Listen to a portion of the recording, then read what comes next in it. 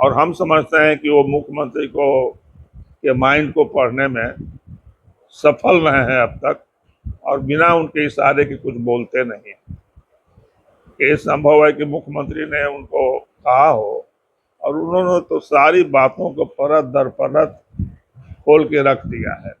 और क्या नहीं कहा है, भिखारी तक कह दिया है कि ये तो अपने हैं, अपने आए हैं सत्ता के लोभ में, पार्टी के निर्माण में 40 साल में संघर्ष के दिनों में इनकी कोई भूमिका नहीं है।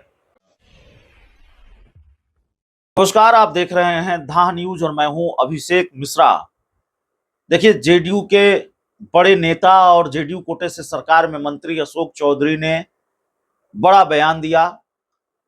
उनका कहना है कि उन्होंने बयान जगदीश शर्मा को लेकर दिया, लेकिन इस बात पर बवाल है कि भूमिहारों को लेकर अशोक चौधरी ने टिप्पणी की और उसके बाद उन्हीं की पार्टी के नेता लगातार उन पर हमलावर हैं, अशोक चौधरी पर निशाना साध रहे हैं। जेडीयू के मुख्य प्रवक्ता नीरज कुमार ने खूब सुनाया अशोक चौधरी को, जेडीयू के पूर्व जिलाध्यक्ष ने खूब सुनाया, जेडीयू के नेता जेडीयू के विधायक डॉक्टर संजीव ने सुनाया, जगदीश शर्मा ने सुनाया।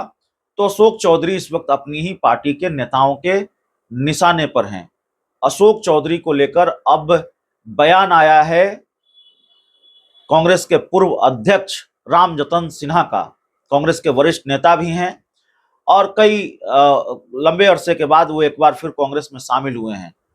बिहार की राजनीति में बड़ा नाम है रामजतन सिन्हा, बिहार सरकार में मंत्री रहे हैं, कांग्रेस के अध्यक्ष पद पर रहे हैं और उन्होंने इस पूरे मामले को लेकर क्या कहा है वो हम आपको सुनवाना चाहते हैं। रामजतन सिन्हा के बयान से आप अंदाजा लगा सकते हैं कि अभी इस मामले को लेकर सियासी गर्माहट और कितनी बढ़ सकती है।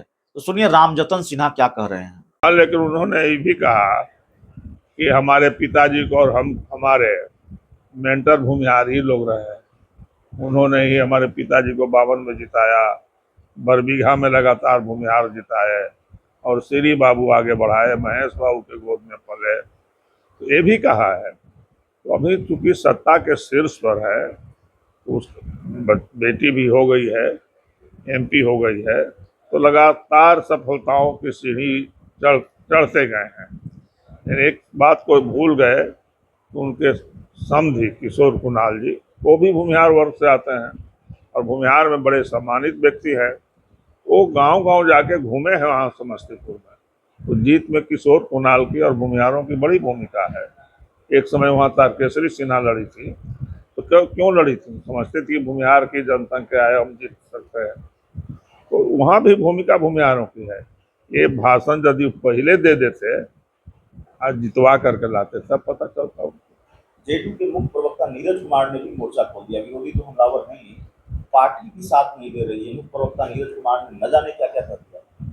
नीरज कुमार बड़े ही सधे और सुलझे हुए व्यक्ति है, स्टूडेंट लाइफ से उनको हम जानते हैं और हम समझते हैं कि वो मुख्यमंत्री को के माइंड को पढ़ने में सफल रहे हैं अब तक, और बिना उनके इशारे के कुछ बोलते नहीं।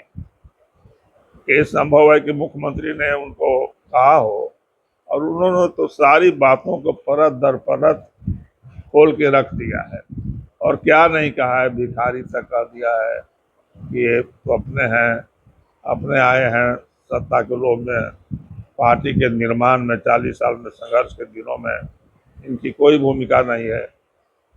पिछले दरवाजे से आकर मलाई खाने का मजा ले रहे हैं। क्या क्या नहीं कहा, बहुत कुछ कहा। एक आखिरी सवाल है सर, क्या बेलागंज उपचुनाव में नुकसान होगा इस बयान से पार्टी को, जेडीयू को? बहुत बड़ा नुकसान होगा, बहुत बड़ा नुकसान होगा।